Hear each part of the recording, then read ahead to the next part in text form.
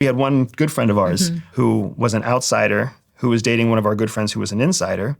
And she pulled me aside one day and she was like, he goes on all these business trips, but he never takes any suits.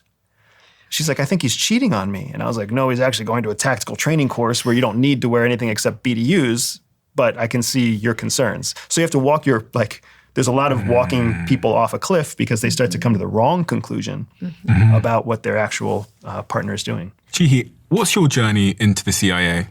Mine was kind of an unexpected journey because I went into social work, working with survivors of torture from other countries, with refugees, with asylees.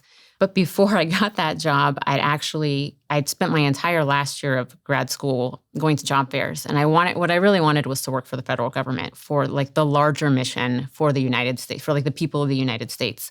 But then nobody was calling me back. And I was like, okay, I'll just submit an application, an online application to CIA, which I thought was funny.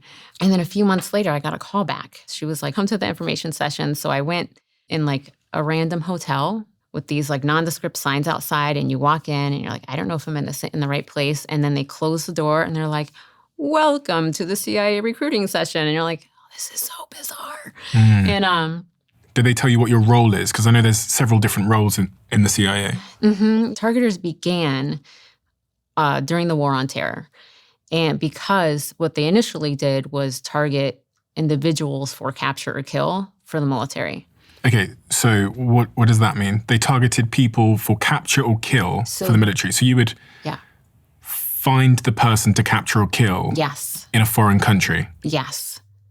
And so because, everybody else is doing their job of, logistics or weapons or fighting or strategy. So the targeter position was really important because it takes time to go through all this data to piece together this puzzle of who is important to capture, who's important to kill, and how do you get to them? The how do you get to them is the piece that everybody else wants to know, but they don't really have time to do that and their other jobs.